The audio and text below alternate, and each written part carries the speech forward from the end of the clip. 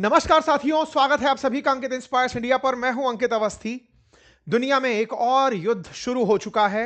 चर्चा है ईरान की। जी हां साथियों, ईरान में अब से कुछ देर पहले ही अमेरिका और इजराइल ने संयुक्त रूप से सैन्य हमले शुरू कर दिए हैं। इसका अनाउंसमेंट अमेरिकी राष्ट्रपति के द्वारा भी कर दिया गया है। ये हमले इजराइल और ईरान के द्वारा डिफरेंट डिफरेंट लोकेशंस से डिफरेंट डिफरेंट जगहों को टारगेट करते हुए किए जा रहे हैं, जिनकी तस्वीरें आप कुछ इस प्रकार से बदलते हुए देख सकते हैं। इजराइल और अमेरिका ईरान में बहुत ही प्रमुख ठिकाने, फिर चाहे वो खुफिया एजेंसी के ठिकाने हो, सैन्य ठिकाने हो या फिर यहां पर सामरिक रूप से महत्वपूर्ण जानकारियों वाली जगह हो, उन्हें एक एक करके निशाना बनाया जा रहा है। ईरान में तेहरान जो राजधानी है, वहां पर ऑलरेडी अफरा तफरी का माहौल है। कहा जा रहा है कि खमनेई को सुरक्षित स्थान पर पहुंचा दिया गया है। इजराइल की हाल ही में एक दिन पहले ही यात्रा से प्रधानमंत्री नरेंद्र मोदी लौटे हैं। ऐसे में इजराइल उस समय युद्ध की तैयारी में था, यह कहीं से कहीं तक पता नहीं चलने दिया गया। वहीं दूसरी तरफ यह यात्रा इस तरह से प्लान थी कि क्या हमला हो तो दुनिया का ध्यान हटा रहे। कुल मिलाकर अब ये कयास हैं, हमले शुरू हो चुके हैं। अमेरिकी राष्ट्रपति डोनाल्ड ट्रंप ने अब से कुछ देर पहले आकर राष्ट्र को संबोधित कर दिया है कि हमने ऑपरेशन शुरू कर दिया है। निर्णायक ऑपरेशन है, क्योंकि ये लोग अमेरिका के खिलाफ डेथ टू अमेरिका यानी कि अमेरिका मुर्दाबाद चैंट करते थे।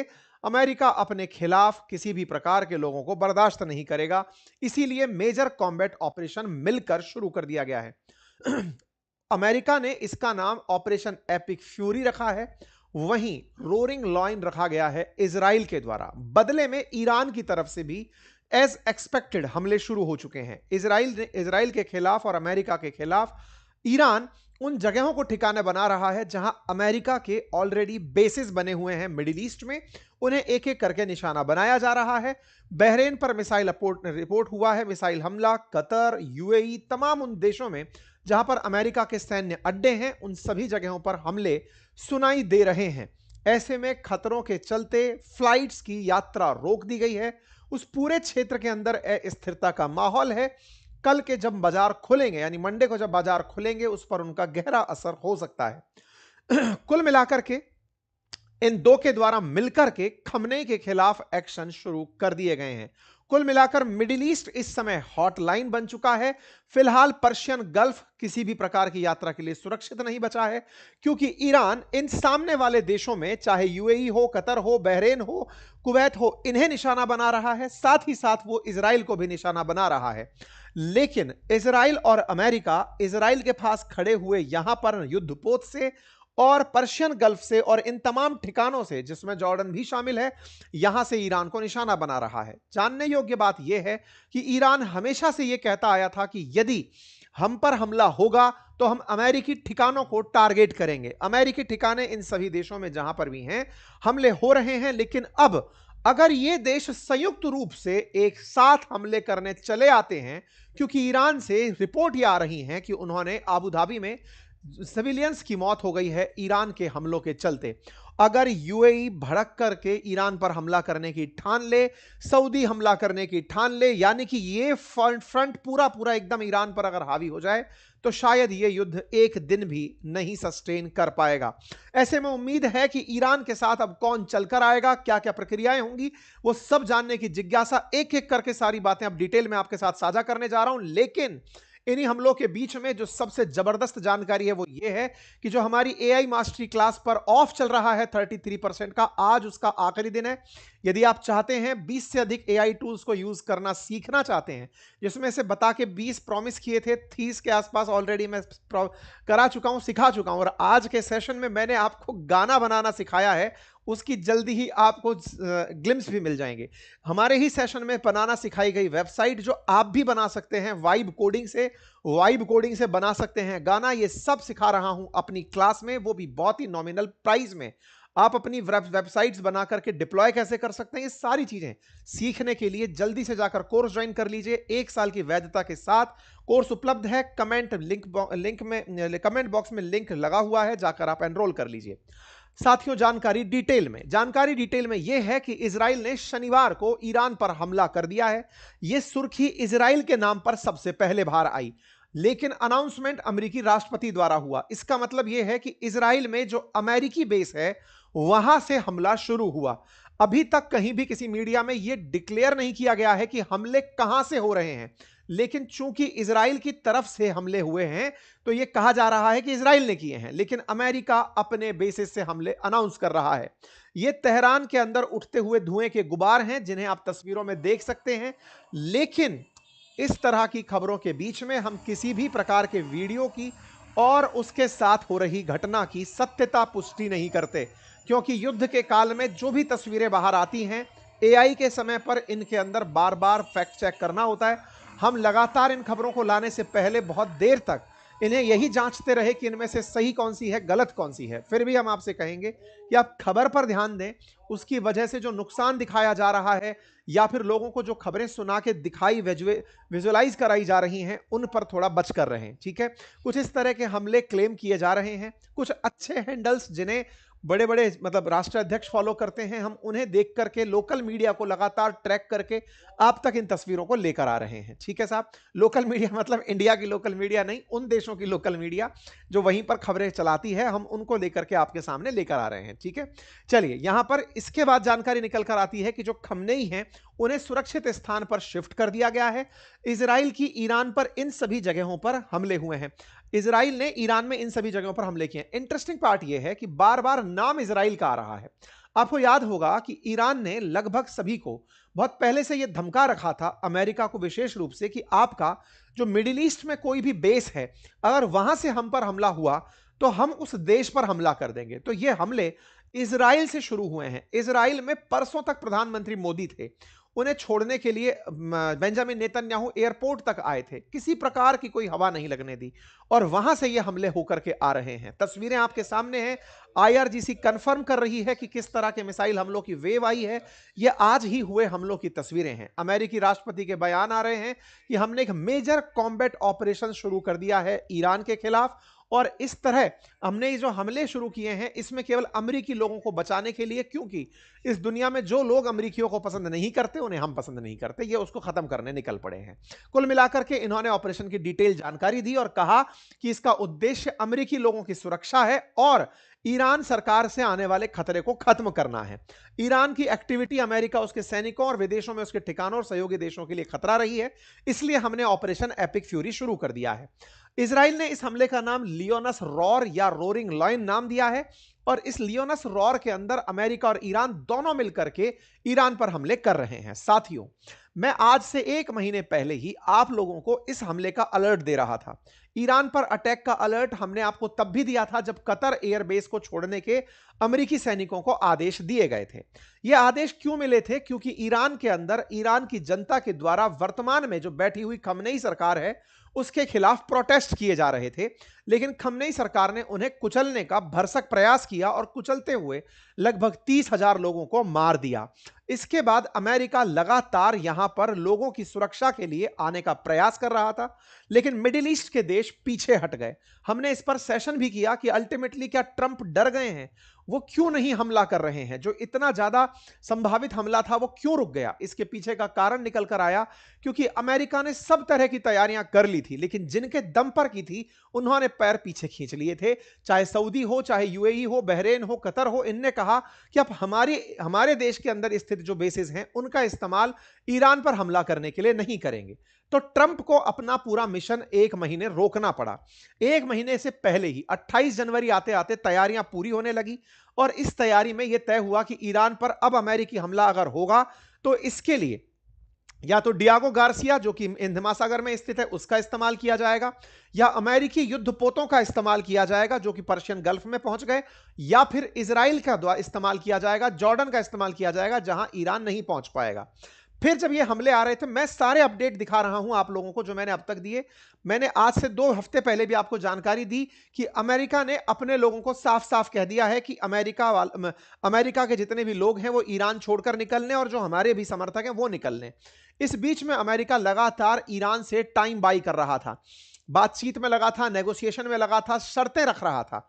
यहां पर स्टीव विटकॉफ और डेविड कुशनर जो अमेरिकी राष्ट्रपति के दामाद हैं, वो ये लगातार इनके उप विदेश मंत्री से चर्चा में थे। अलग अलग लेवल पर चर्चाएं हो रही थी।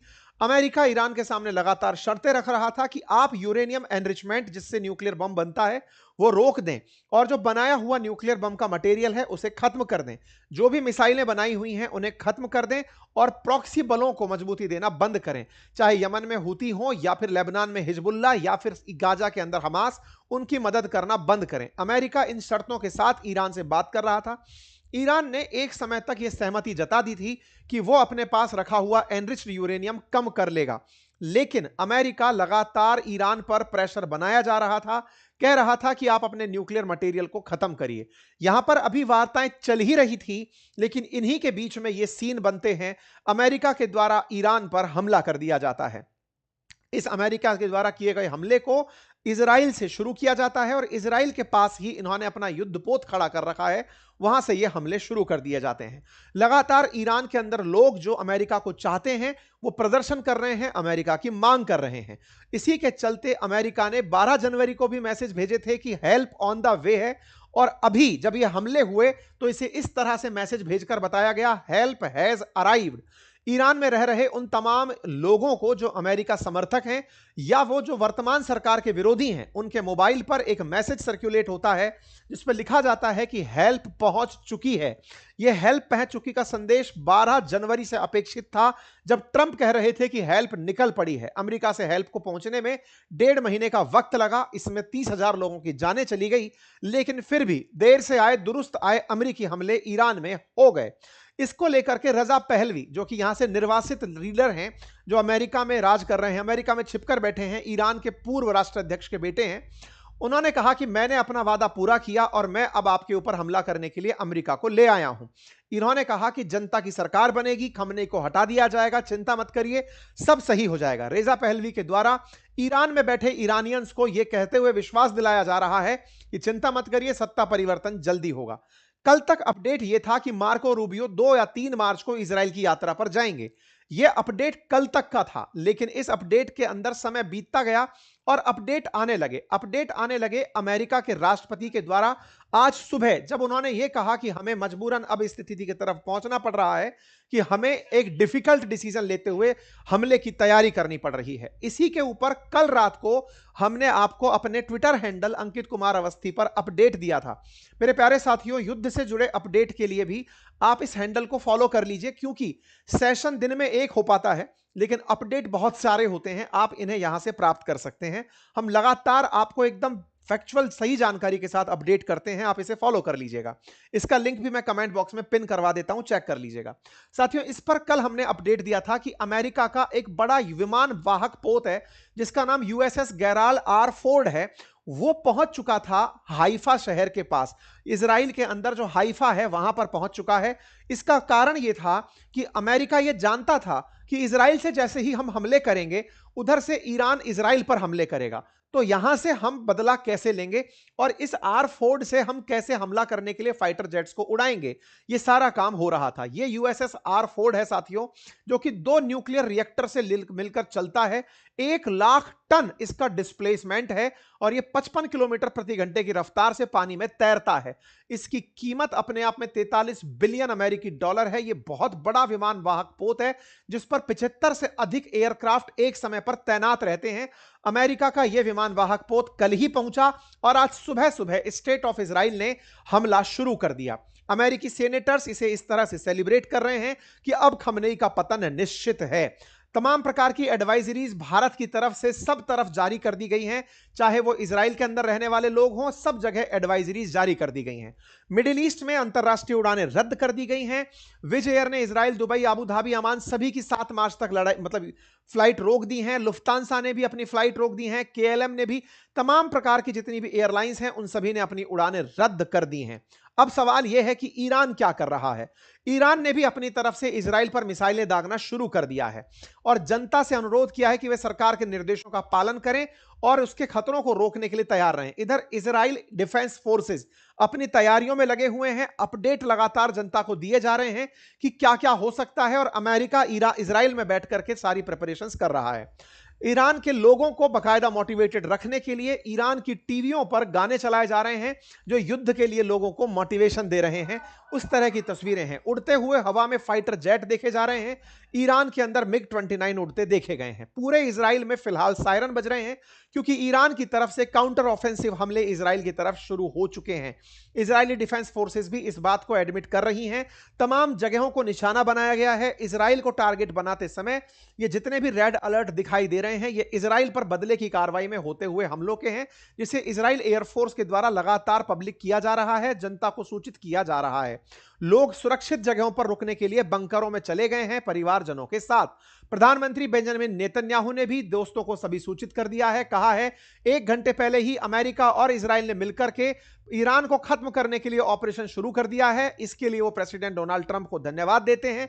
47 साल से खमनेई की सरकार चल रही है जो लगातार इजराइल को खत्म और अमेरिका को खत्म करने के लिए धमकी देता है। हमने उसके खिलाफ अब कार्रवाई कर दी है। बदले में ईरान ने अमेरिकी जो बेसिस हैं जो यूएई के अंदर हैं उनको निशाना बनाया। कतर और बहरीन के अंदर जो मिलिट्री बेसिस हैं उनको एक एक करके टारगेट बनाना शुरू कर दिया है। यूएई के अंदर अमेरिकी मिलिट्री बेस अल दफरा एयरबेस है, वहां पर निशाना बनाया गया है। ऐसे में यूएस मिलिट्री के द्वारा आबू धाबी के यूएई के अंदर भी ईरान के द्वारा यहां पर टारगेट किया गया। ये कुछ तस्वीरें हैं बहरीन के अंदर की, आबू धाबी के अंदर की, तमाम जगह हैं जहां पर ईरानी मिसाइलें आकर हमला कर रही हैं। कुल मिलाकर के ईरान ने मिडिल ईस्ट के देशों को चुना।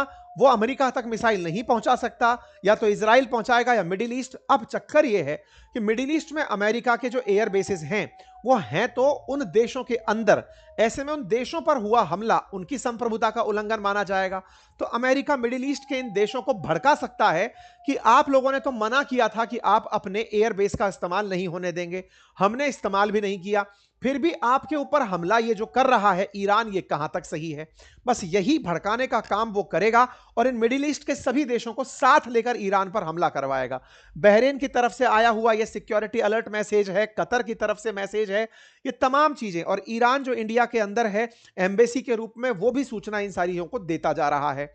कुल मिलाकर के अब मिडिल ईस्ट में जहां जहां भी यूएस के एयर बेस हैं उन्हें ईरान निशाना बना सकता है और बदले में ये देश भी हो सकता है जवाबी कार्रवाई 1-2 दिन में जब ईरान कमजोर पड़ने लगे तो वो हो सकता है बदले की कार्रवाई कर दें।